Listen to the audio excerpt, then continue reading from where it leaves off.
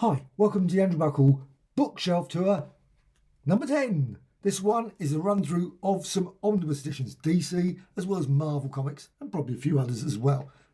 This one, Legion of Superheroes, Omnibus Volume 1, the 1960s ones. I love these Silver Age comics. I read loads of them when I was younger. They were just great. I loved all that, the various adventures in the future. Just great stories. And it's just lovely to have them in a complete collection like this. Because the thing is, I used to read them sort of here, there and everywhere. So you'd pick up a copy from like 1965, then you'd pick up a copy from like 1960 or something. It would be backwards and forwards. So I never really had a full idea of the story. Obviously, in some ways, when you read through these, lots of the stories are back and forth. But generally there is a sort of flow of the storyline where Monel, etc. you've got.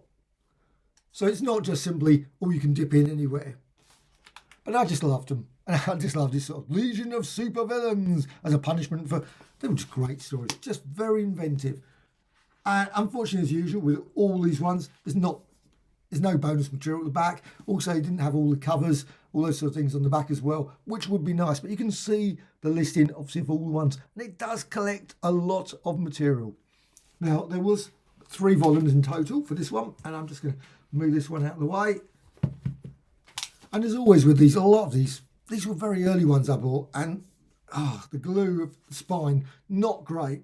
Still, this one's volume 2, and just as great. Just really love the stories. Just beautifully restored, and really quite inventive, silly stories in many ways. Most of them were really daft stories, and you can see some of the storylines there. The artwork is superb all the way through.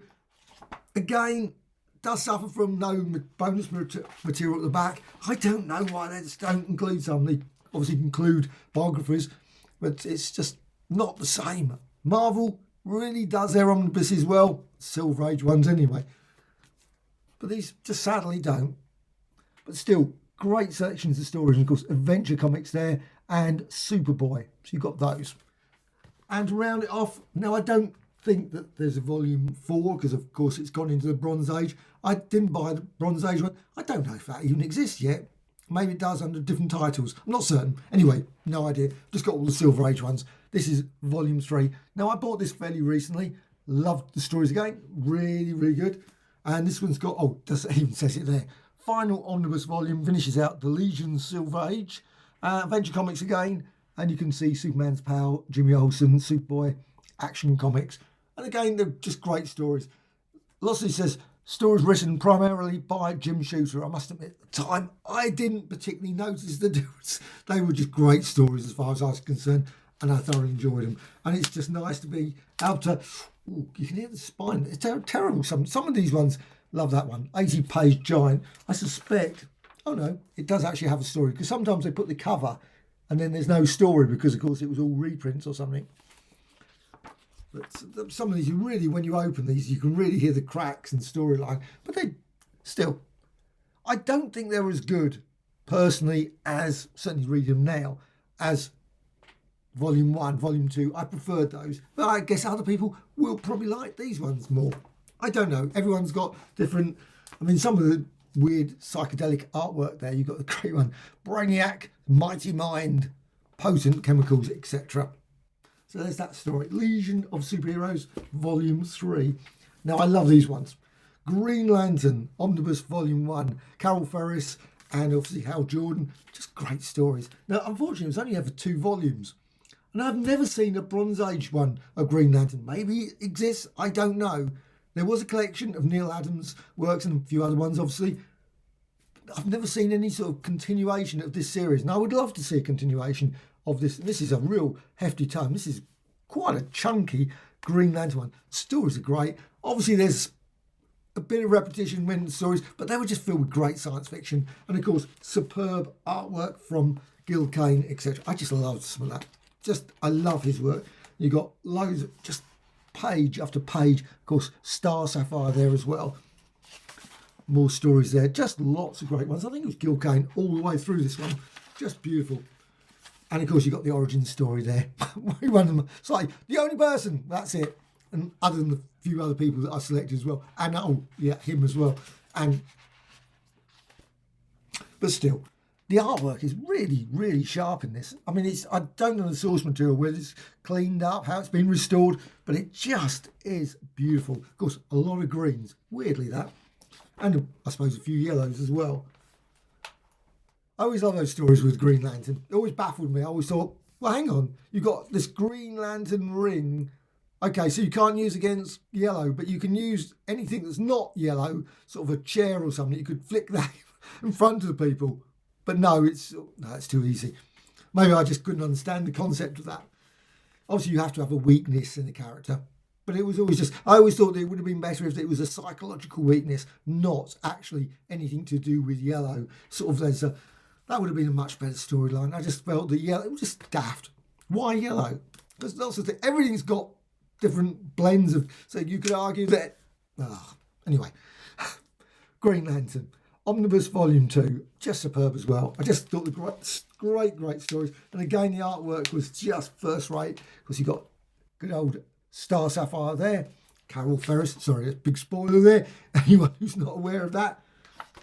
And again, just full of classic Gil Kane. I think it's virtually all Gil Kane, all superb cover there. Now, sometimes the quality, sometimes the covers was slightly different from the actual issues. I could never understand that. Sometimes you had sort of like weird blurriness in some of the pages, and then you had the cover would be pristine, and then vice versa sometimes, and you think, that's strange. Yes, Gil Kane. I thought it was Gil Kane. I think it's Gil Kane virtually all the way through. Yeah, Gil Kane. Yes.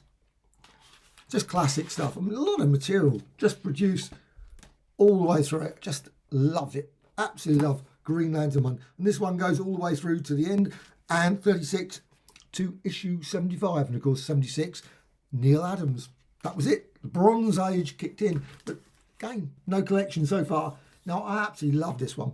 Not a mega Star Wars fan. I mean, I love Star Wars. I'm not saying I haven't, when I saw the original Star Wars film about 10 times, as you do, which was crazy. But it wasn't so expensive then to go to cinema 10 times. Now I think, I wouldn't spend whatever it would be, need 200 quid to go to cinema to go to see Star Wars.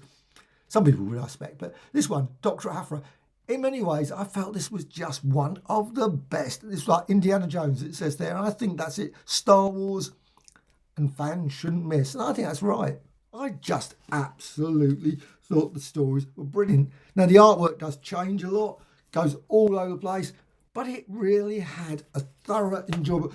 Sometimes in Star Wars, you get sort of feeling that it's sort of a bit clunky. I expect other people go shouting on the screen saying, no, Star Wars. But it is sometimes the writing, the quality of the story that you think, I mean, Andor, those sort of things. When I've only still seen a bit of it, looks brilliant. But there's sometimes you watch some of them and it really you think, really? But this just didn't have that. It just had just a great feel all the way through it. And I loved it. Every single storyline was brilliant. Great character. I don't know why there should be at least a film or two of Dr. Aphra by now. Because I just think they were just great. I don't know if there's going to be another, because there's quite a lot of material that's come out since this volume. And there's a lot of material in it. You can see that it's quite hefty as well. Darth Vader, a load of other people turn up, of course. But it's just, you probably can't make that out because it's, of course, red. It's terrible. But still, just great. One of my favourite omnibus editions. The one I picked up many times and reread. Just love it. Now, I haven't read all of these stories. I've read some of them. I was never a fan, but I did enjoy the film. I know lots of people hated the film, but I liked it. Probably because of Matt Smith. I think Matt Smith's great, but it's still Morbius, The Living Vampire. And I watched a video of this. Someone was doing a review of it. I think Nearmin, I'm certain it was something like that. Michael Vaughan, I think. No, it might be Michael Vaughan. And he was talking about, yes, it was Michael Vaughan. And he was talking about this. And I thought, okay, I'll rush out and buy it. I always do that. I should never watch videos because of books, because you just said, but look at that, just great selection. So I love the black and whites. I remember reading lots of those black and whites. I mean, I had all these ones, the early Spider-Mans, just great stories, Spidey. And the vampire one, obviously, and She-Hulk. So there's a lot unusual, She-Hulk, unusual collections there. Not so, but I haven't read them all. I flicked through it. I will at some point read them. I love these ones. These, like I said, black and white ones. These are great. Morbius. And also, I love these ones, the X-Men one. Don't know why, it was always that mid-period between the old X-Men and the new X-Men. just great stories. For me anyway, I just something about those ones. Again, you've got some just great, of course, Gil Kane's artwork always helps. I love Gil Kane's work. There's some good stories in here, and again, you've got some excellent black and white material. And here is another one I haven't read. Sometimes people say, have you read all these books? No, I haven't read all of them. Some of them, the Green Lanterns, all the superheroes, Legion ones, Dr. Aphra. But this one, again, as I saw someone going on about it, I can't remember who, The Question. And I thought, yes, I must get a copy of this. It sounds great. And it was going reasonably priced. I thought, why not? Dennis O'Neill and Dennis Cowan. And the artwork looks absolutely superb all the way through. But I haven't read the story, so I'm just going to... one day I will sit down and read through it. I think it's sort of feels like Sandman, Vertigo, that sort of style. Felt that way anyway to me. Looks really good artwork. I'm certain they're great stories. But yet to read it. Probably one of my favourite omnibuses of all. I love this one. I love Conan stories. Conan the Barbarian. This is volume 1 and it's packed solid with some classic stories. Of course, Barry Windsor Smith. Really, really good stories. And you can see the classic artwork there. Classic stories. You've got Elric, of course. You've got Frost Giant's Daughter and many, many others. But the thing about this book, one, it's got the brilliant artwork, of course, the brilliant Barry Windsor Smith artwork, but it's also got some superb bonus material. It is probably, I think, I haven't seen another one, maybe someone will correct me and say there are other volumes that are much better, but this, it's about 100 pages of bonus material at the back. It's got scripts and notes. I don't think it's got scripts, it might, but it's certainly got notes and a whole range of stuff going through all kinds of details that just really wow, sketches, thumbnails, so many original art pages as well. Just brilliant. Absolutely the best volume, I think, of all. So you've got things like here, you've got the books, everything. So much information about Conan, the early years of Conan. Just really recommended book, this one. I just love it. Now, this one's the colour one. Got black and white ones here. Now, I've got them spread over a bit. I'm not going to buy all of them. I always say that, but I will not be buying all of them because I've read many of them. And these ones, the black and white ones, I don't think I want to read them all again to get every single issue. Though I didn't read every single issue. There's about 230 of them. There was a lot. But this one's full of some great stories. This one's 45 to 60. I say it continues on for quite a long time. Probably going to be many volumes coming out, I assume. But still some great artwork all the way through this. Savage swords and scrolls. I love the letter pages. Very, very nice quality. Really nicely produced on beautiful paper. I love the way they've done that. The February 1980. So you can see as you go through September 1980. So you go through the years there. Well, Conan looks a bit odd there, doesn't he? But you can see the covers there. And bonus material wise, not as much. Not as much, but still pretty good. There's some decent, obviously, famous Conan scene. That one's been done so many times. Very, very famous one. Now back to colour ones, and this one is from the Conan the Barbarian 52 to 83. Also includes a Foom as well, so you can see again all the ones there. And this one is the volume 3. I think this might be the last one. I don't think I've got volume 4. Lose track sometimes of the volumes I've got, but this still great stories. Again, not as much in terms of bonus material, but still pretty decent. Really, really good stories. Conan, of course, battling away in the usual way. He meets up with the... How many times? No one's ever going to win against him. So it's why waste their time? Why do they waste their time? Conan again, battling away. Some great stories. And this one, Dance of the Skull. 83. Oh, that's a good one. Man Dragons. Great cover there. Anyway, great covers on the back. But say bonus material, not so much, and you can just see there probably slight change. And actually, you can't really make it out there. No, there isn't really. There's a few obviously pages of you've got Foom there. I love that one, Foom, Conan Foom. Now this one's House of Secrets. I've got a few other Conan ones I'm going to go through in a sec. House of Secrets, they're okay. I'm not saying the Bronze Age one, volume 1. There's some good stories in here. There's also some pretty ropey stories. There were many that I just flicked. I sort of like started and I thought, oh, and then I would flick through very rapidly to the end. But some really good artwork as well. Of course, Alex Toth, one of my favourites. You always know, just what a wow. That is just some beautiful artwork there. But their stories were, of course, you always had there. I love that. That's always good. Goldie, poor old Goldie there. But there was some good art and good stories. But there were quite a lot of ropey ones. Science fiction, science fantasy sort of thing. Obviously horror fantasy, I should say. Not really science fiction. But sometimes they would be a mix of things. They were fine. Bottle of incense, a whiff of the past. And again, you got there. But they never, of course, have anything on the back. And I don't think there's any... No. I don't know why you look, actually. DC ones, they never... Oh, the spine's terrible for this one. You can see there. Look at that.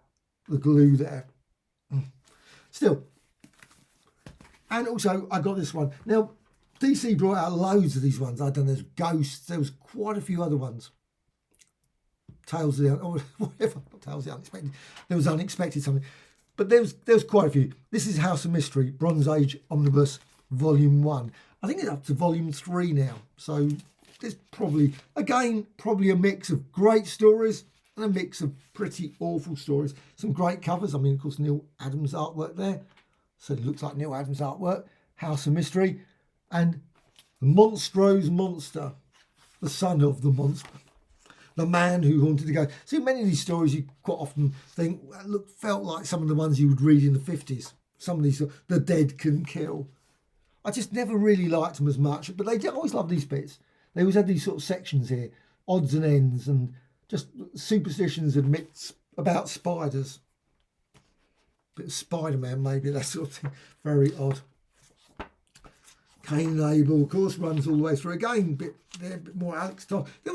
Alex Toth turned up quite a bit, and I always enjoyed the Alex Toth ones. They always were quite original, in terms of artwork anyway. But story-wise, House of Mystery, much the same as House of Secrets and all those other ones. They produced lots in the 70s. Now, I don't know when it was. Let's have a look. It was about 70. Oh, that's strange. Oh, 1972, they do put I was going to say that, just looking through that quickly, you can see there's a lot of stories. So each issue had quite a few. So you're talking about 5 stories per issue, but the king is dead. And you had, again, lots of Nestor Redondo. Never can say his name. Sorry about that. Art by Bernie Wrightson. I can get his name right. Okay. On to another Conan. Another brilliant Conan. Now this one, again's the colour stories. Though weirdly, they did a mix of stories. They had like 27 to 51, but you can see there's also a few, of course, the Savage Sword of Conan also included. So I don't know if there's overlap with the other ones. I haven't looked to see if there's an overlap. But again, some great stories going, but it's not as many items in the bonus materials at the back. I mean, you can still see a decent selection of bonus material at the back, but still some great stories. Good old Conan there. But to me, Barry Windsor Smith was always the winner. I know lots of people love the John Buscema ones. They were still good. I mean, I'm not saying that I didn't, I wasn't, but no. Barry Windsor Smith was always, for me, and Gil Kane, the Conan artist. And of course, like I say, you got the black and white ones there from the Savage Sword. And of course, the usual story. Why? How many times did they do that where you had the beautiful woman suddenly turning as an old woman? I think they did that so many times in stories. And probably, obviously, with men as well. Man born of the demon. And you got Unos, the man witch whose eyes dealt death. Hang on, that looks a bit like Cyclops or something. They obviously decided to go for that sort of story. And got some great little tales there. And you can see all the covers on the back as well, which is always good. Here's another thing. And I'm going to rapidly go through some of these cones. This is volume 3. And again, these are the black and white ones. Again, filled with some great stories. Now, the covers, of course, I think there were 2 types of covers. I've obviously got this cover. I think they did have other covers. They often do with the Marvel Omnibus ones. I always seem to get these ones that perhaps not always the best of the covers. Again, Savage Sword of Conan are there. Oh, these are, of course, the black and white ones. And again, filled with some really awesome art. Look at that. Conan's not going to have any problems with that. with that serpent, or obviously big snake. Wings of Horror. Again, probably another wizard or something trying to get him to do something, and will regret it by the end, because of course Conan will probably run him through, or he'll turn into a bird or something, and then still get run through at that point. And always these sort of scenes with Conan, because go all over the place and freezing cold, never had a worry. He's often sort of thing you think, bite me. But still, great stories. And how many bonus material? Oh, there's some nice sketches there. Oh, that's good. But I love that sort of stuff. Again, not as obviously a vast amount of bonus material, but still a decent amount, but not as good as the first volume. First volume was the best. Now, I love these ones. Ooh. Well, this one, probably not so much the Kull Destroyer. I was slightly disappointed by that one, but I'm just going to go with this one first. This is Kull the Savage, and these are the black and white ones. Now, weirdly, they don't seem to include all the covers. I don't know why they didn't. They just include a couple of covers, but great cover there. And this has got a lot of material. You can see, maybe that's why they didn't include all the covers, because there was just so many covers, they would be very tiny.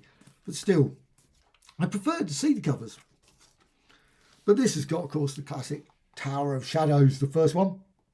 Skull of Silence. Just great artwork. And then, of course, you've got all the black and white ones here as well. Just brilliant stories. Kull was always my favourite. Well, probably for Conan, because I bought the King Kull book. I think that was the first one of the R.E. Howard. I just love those stories. And I've always had a soft touch for Kull. I suppose because Kull's lots earlier. It was a long time ago. And in some ways, it's just fascinating. I love this one. So to them, it seems billions of years, to us but moments. And he's sort of going through all the time showing the empires and everything and various things falling. Just great stuff. And of course, they're Kull there. But just a great artwork all the way through. Some really quite sharp artwork as well. Some of it, not so. But it's pretty decent.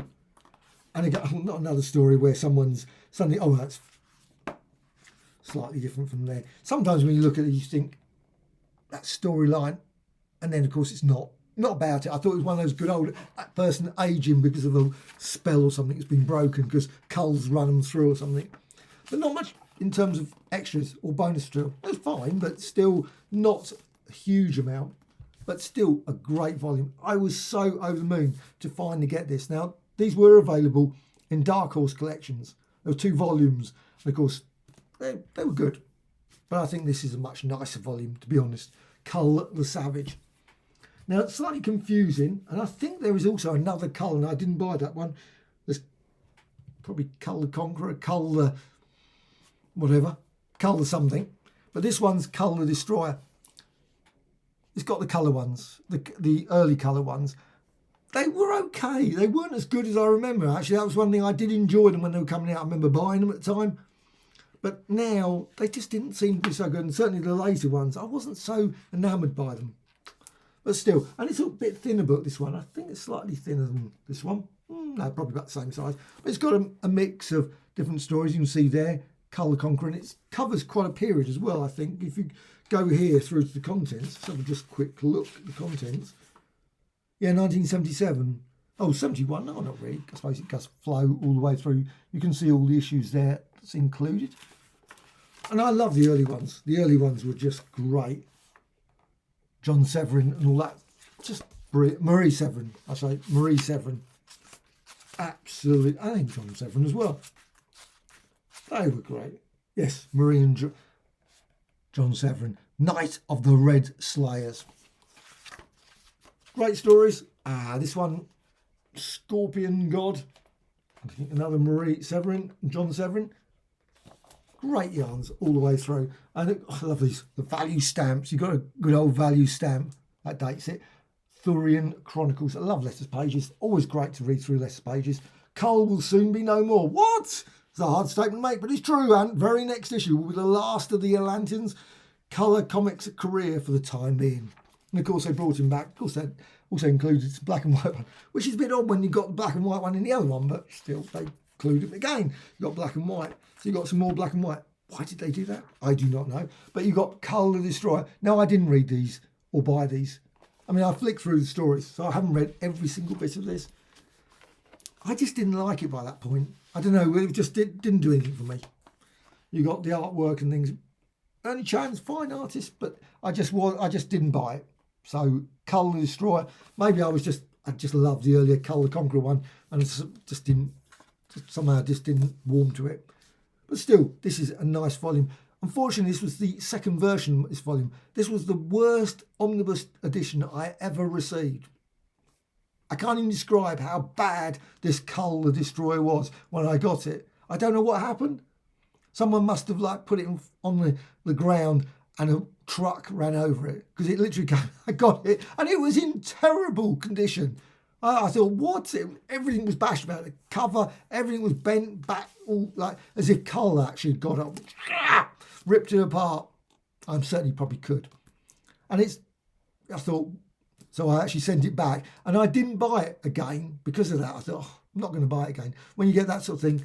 But then I did buy it eventually. I thought, okay, I will get them.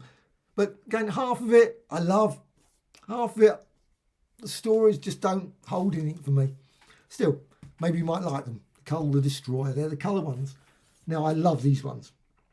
Solomon Kane is always a favourite. Always a favourite. And again, I don't know why they went for this title, The Original Marvel Years. Always strange that.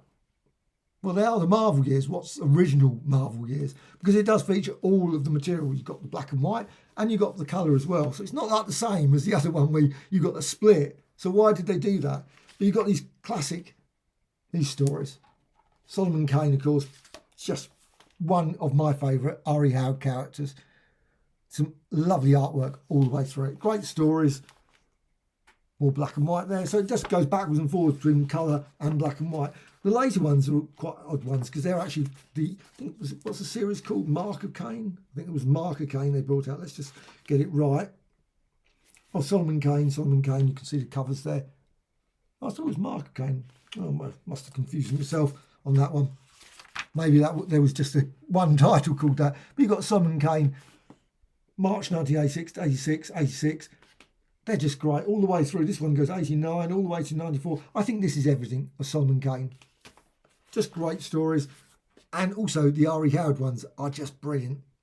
Ones I can quite often pick up. Oh, Sword of Solomon Kane. I knew it was something like that. Oh, of course, my favourite. I love that. Well, one of my favourites, Mike Mignola. Unusual, actually. When you look at that, that looks quite like P. Craig Russell. That style. Odd. Okay, it isn't, but sometimes you see artists in particular ways, and that just looks some great posters there. The bonus material is fine at the back. Oh, I think that's lovely ink there. Oops, bash that. No, there's not a huge amount of bonus material, but you've got a little bit of Weird Tales, of course. The Moon of Skulls, June 1930 by Robert E. Howard. The Sword of Solomon Kane from the Misty Moors of Britain. That's the reason why I like it. It's just a British character. Of course, Elizabethan period. Though, to be honest, there's very little you feel that really is Elizabethan England.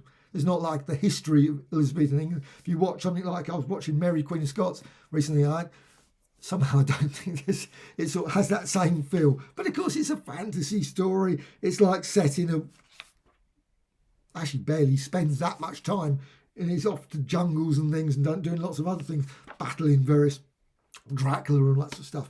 So in that respect, again, not all the covers. Oh, I knew it was Michael Caine. I thought it was the Michael Caine. No, Mark of Caine was somewhere. That was the Marvel Premier ones. Remember getting those ones. The Sword of Solomon Kane, and of course, like I said, the black and white Savage Sword of Kane. Recently got a pile of 50p cheapo ones in the UK, and they had loads of the Solomon Kane stories, which are just great reading again. And of course, they're in this now. But this is a great volume. If you're a fan of R.E. Howard's work, this Solomon Kane, I think, is definitely worth checking out. More Conan. I think I'll quickly rapidly go through these, otherwise it's going to take forever going through Savage Sword of Conan. Maybe I'll do another one where I actually go through them in a bit more detail.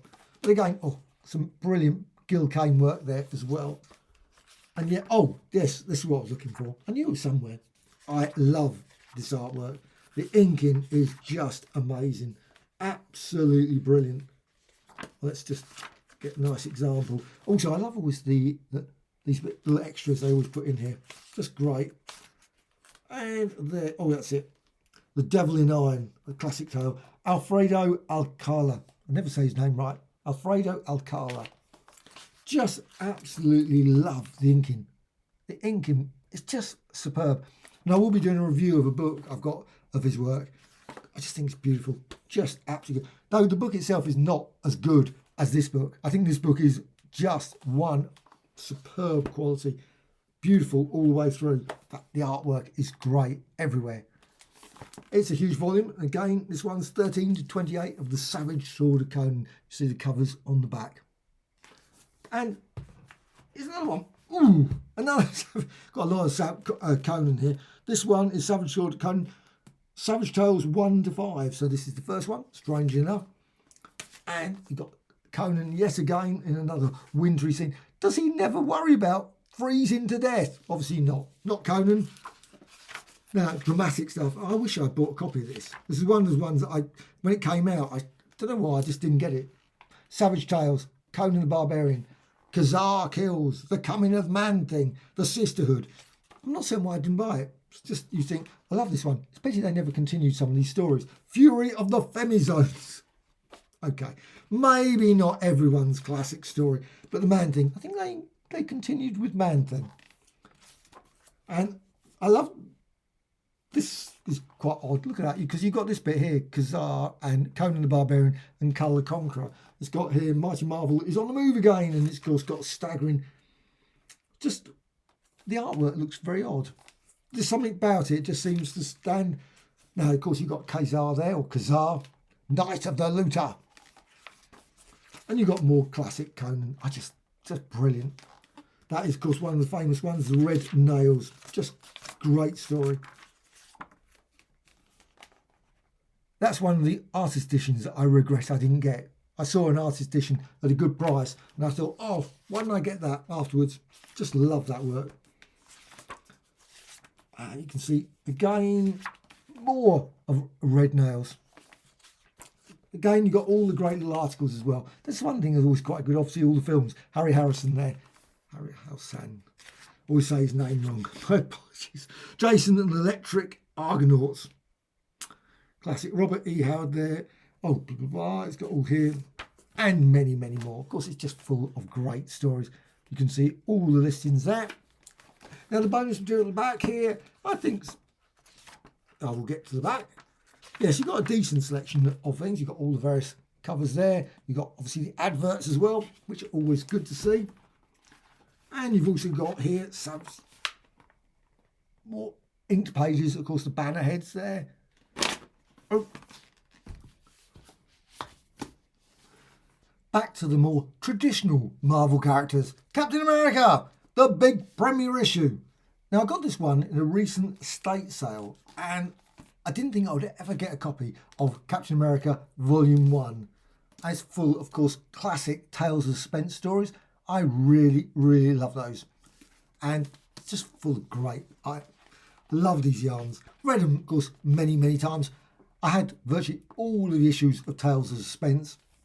I love the Iron Man tales as well. And again, of course, you've got and also you've got these as well. I love Mighty Marvel Checkers. I would love to see an omnibus edition of just those. I'd buy it. But these were great stories. The origin of the Red Skull. Well, not particularly, because, of course, Red Skull was in the Golden Age, and I don't think we actually ever saw an origin of the Red Skull. So maybe it was. But, of course, the Red Skull back then was completely different from the Red Skull that we got later. But it still was full of some great stories. Now, the artwork does change a few times. Some of them slightly rough. This one looks a bit rough in compared with some of the other pages. But it has, of course, got the classic Cosmic Cube story, where suddenly, obviously, the Red Skull gets Cosmic Cube, and as ever, of course, he then subsequently loses it. Really? The Red Skull Supreme. But, of course, not for long. But it's still full of just great, all the way through to the brilliant Steranko stories. I love those ones. Now, some of the pages, I think they're... Some of that artwork was very odd. I did actually enjoy it subsequently, rereading it. I didn't enjoy it at the time. I must admit, it was one of those arts I thought, oh, the style just changed around that sort of issues 101, 102, 103. But of course, then Steranko, I just loved, maybe because it had a more sort of high impact. But they were great. I thoroughly enjoyed this when this came out. I know at the time, lots of people were not particularly enamoured by this. King Kirby is back. I just thought they were brilliant. I bought all of them. Of course, there was a Treasury edition as well. And just great stories.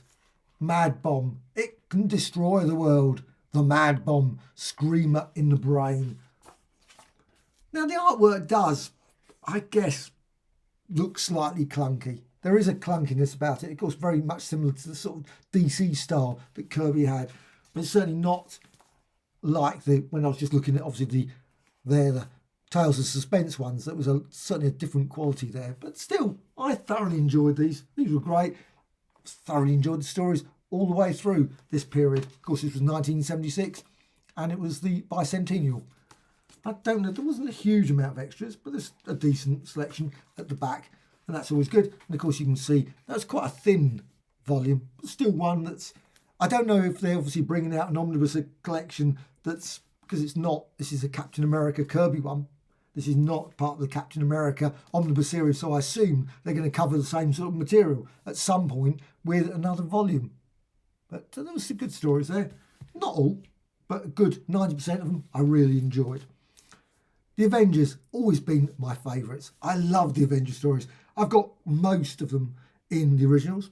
Not all. Of course, I haven't got Avengers 1 or Avengers 4, but I've got quite a lot, and I just love those Avengers stories.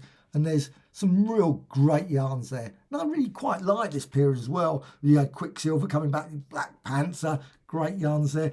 I love that one. That's a great little story there. What were called the Liberators, as they were called back then. And classic Hulk one, Harlan Ellison's story. There's the Avengers Omnibus. Now this is volume 3. Full of some great stories all the way through. Of course, Ultron, Yellow Jacket. You've got, the classic one there. I love that one. The wedding one. That was always good. The wedding one's always good, like the Fantastic Four number 3, annual number 3. There you got them freezing away there. The Monarch and the Man-Ape. Barry Windsor Smith. Just great bit of artwork there. There were some good stories there all the way through. I wasn't a big fan of the Zodiac story. The artwork was great. This was one of the periods where I started to read the Avengers. For some weird reason, we got lots of the old issues like Avengers 81 sort of turned up in my local newsagents.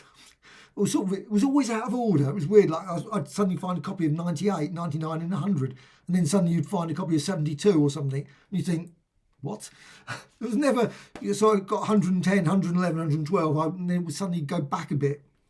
Very strange. But they were great. Still great stories. And I love the fact they included these ones. Marvel Super Action. I remember buying quite a few of those as well. I don't know why, because of course I was getting them, the originals as well. But they were like 10 pence or whatever at the time. And I just happened to buy loads of copies of Marvel, the reprint ones as well. Here's another brilliant omnibus edition. Of course, it's got the Neil Adams story, classic ones. Of course, I think this is coming out in gallery edition, I think at some point, the Neil Adams one. I'm not going to buy that as well. I say that, of course, I'll probably end up looking for it. Of course, Quicksilver and Wanda, great stories there was.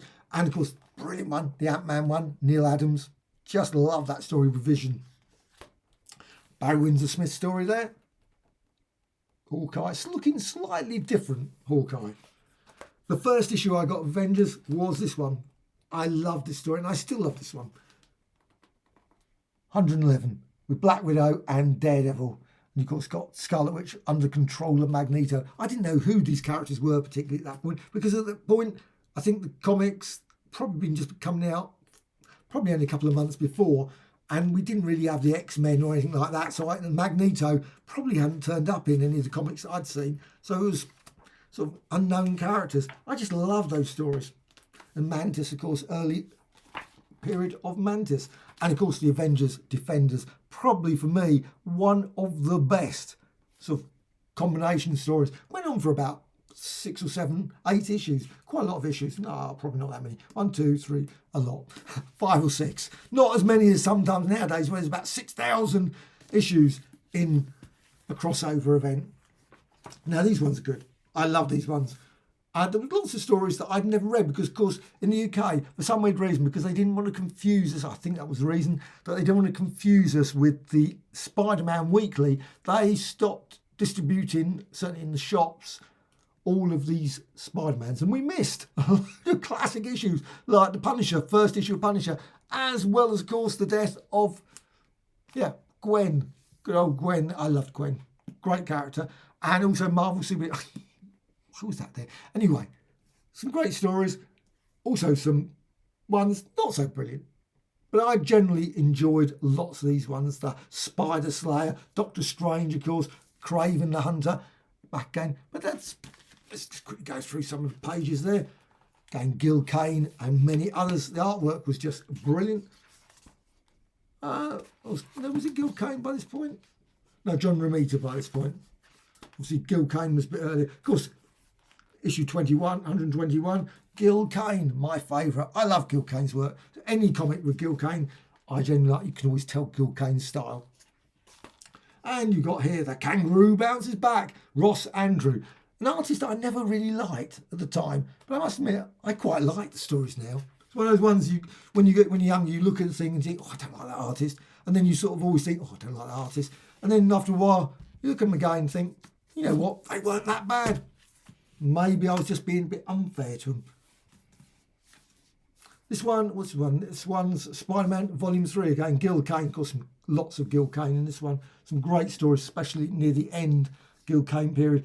Now that one, I love that one. Issue 100. Don't know why. It was one turned up at a local, that's the local one. It was actually up at the Victoria Station. I remember picking it up. Issue 100, and something was absolutely magical. I thought, wow, Spider-Man issue 100. And it was, again, one of those ones that was out of order. It was like issue about 119 or something. For some weird reason, issue 100 was at Victoria Station. Why? But the great Black Widow story, I always remember that one. That's just one of the things you just pick up at, you think, yes, that was an issue. Just great. But these were filled with great stories. Of course, many of these I read in black and white. So it's lovely, of course, the omnibus editions, when you get them in colour, to actually go through them and see them in a completely different way, of course. You got here, Man Mountain Marco, that great storyline where the guy obviously trying to get that tablet to, so he could, no, I'm not going to spoil the story. You got the Lizard, great stories there. And also some other stories, let's go through. Of course, you got all the letters pages, which is one thing, of course, we never had. You never get the letters pages. I don't know why I didn't include those as well. That would have been quite good, wouldn't it? In the UK ones. Doc Ock lives. Doc Ock never will go. But just brilliant artwork all the way through. Great stories and a great collection. And we get to the probably classic one. Everyone's probably number one omnibus edition, the Amazing Fantasy Spider-Man. So this is volume 1. And this is full, of course, Steve Ditko, all the way through to the end of Steve Ditko. You've got the annuals, and they're just amazing. Absolutely amazing. I think there's a plane going over at the point, or something going over. I can hear just in the background. But full, you can see the full contents there. It's just classic volume, this one. Spider-Man, Freak, Public Menace, etc., etc. Ooh, what is that? Lettering, Johnny D. You know what? I've never noticed that. Johnny D. It's weird when you see, you got here, Spider-Man, Amazing Fantasy 15. August, so great was your response via letters and postcards that it was decided to give him his own magazine. A brief summary follows. Of course, my favourite character, the Terrible Tinkerer. He is definitely a character that needs to, obviously, maybe a film or something. That's it, the Terrible Tinkerer. If that's how you say his name. But weirdly, had things like Doctor Doom. Now, Doctor Doom never really particularly turned up afterwards in Spidey. I always thought, I think Magneto should have had it. There should have been a Magneto story. Why not? Or Dormammu. Of course, they did do those sort of stories later on anyway. Man called Electro. I just love that one. And that was the first issue in Spider-Man Weekly in the UK. Just great. Electro just was the most original superhero of all time. Hang on. Most original supervillain, powerful that Spider-Man's strength is useless against him. And Doc Ock, loads of, and of course, probably one of the classic annuals of all time, Spider-Man Annual #1. Just brilliant. And again, I love the way they did the checklists back then. It was slightly different. And also, I love the fact sometimes some of the titles are a bit different as well. Here, they actually called them Tales to Astonish, but quite often they just called them Astonish. They didn't bother with Tales to Astonish. You, of course, got the Beetle, and I love the fact that the Torch and Spidey turned up. And I don't know why they didn't do more of those stories. I always felt the Torch and Spidey, they should have just combined them a lot more. There was a golden opportunity for that, but they just did 1 or 2 story crossover. Maybe it would have got a bit boring if they did it all. But I think Marvel Team Up should have done more. So it was, I think, at some point, like Marvel Team Up with Spidey and Human Torch. They did a couple of issues. And then, of course, it changed and it all ended up being Man-Thing and everyone else. But still, Doctor Strange. I was over the moon when they released this because I love these stories. These are the Doctor Strange ones after Ditko, and they were just great stories. The Ditko ones are pretty good as well. But there was some great... It was... The thing I always found with Doctor Strange was I always wondered when he actually got any time to sleep. Literally, this storyline, he's got Umar there, and he was going through here, and then it was Zom would turn up, and then XYZ, you had the Living Tribunal, then it was Eternity.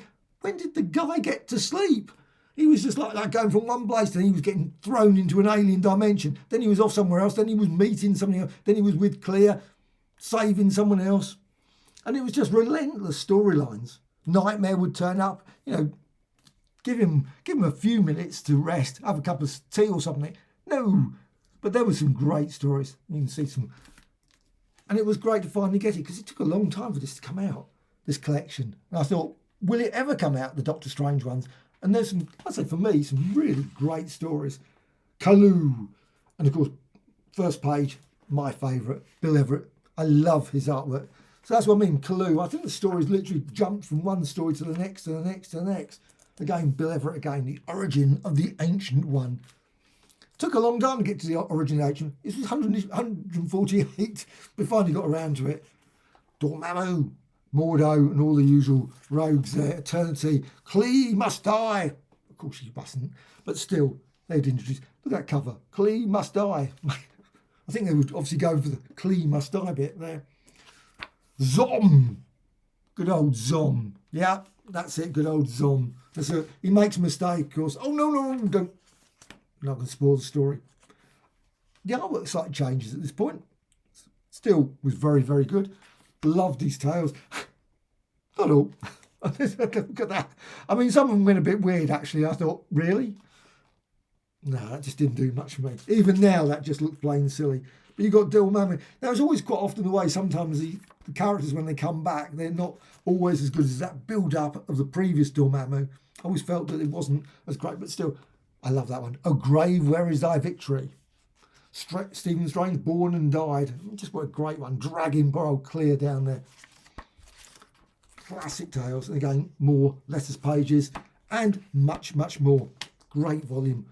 Now, it's a thinnish volume, but really worth checking out if you want some classic Doctor Strange. That's not Steve Ditko, of course. Now, the Steve Ditko one is coming up.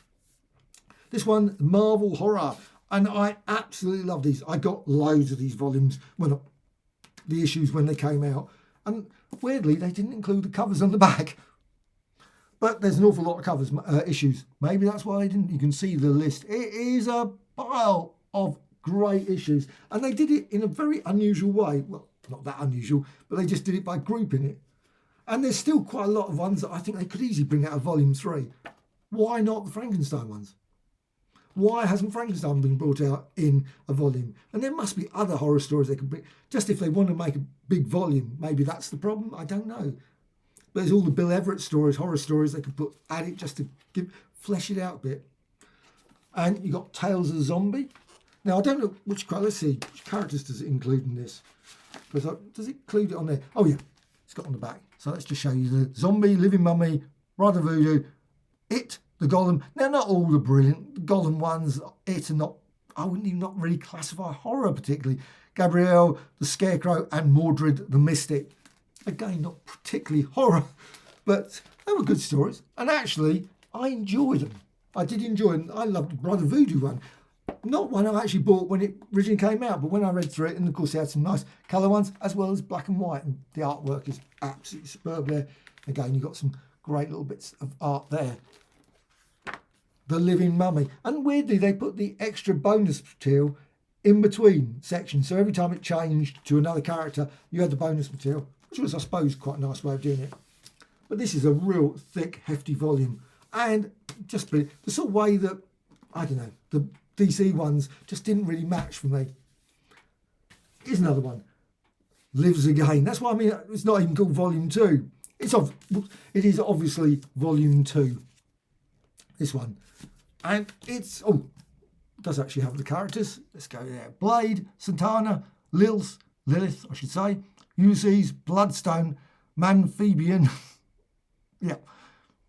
Why did they think that title up? Anyway, actually that was quite a good one. John Kowalski, Hudaya, Twist, and Wendigo. They really were stretching some of the horror concepts, I think, there. But there's loads of other ones which I don't understand why they haven't released. It makes no sense. But you've got the Blade story there. And, of course, the classic Hulk, Wendigo, and Wolverine. You can't help but bring out issue 181. 181 turns up everywhere. And, of course, you've got some other Wendigo stories there with the X-Men, etc. Snowbird and other characters. What's this one? Oh, of course, Esteban Maroto. I love that. All those Satana ones were great. Absolute classics. Let's just show example here. Just find the page. I can actually shoe Pablo. Oh, that's Pablo Marcos. I knew it was going to be always the way when you turn around and say something on that. George Evans. Oh, there's me saying about Esteban Maroto. I thought that was.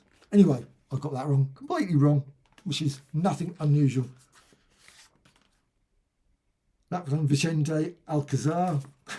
Oh, I'm certain there was one. Anyway, Spider-Man and Clear.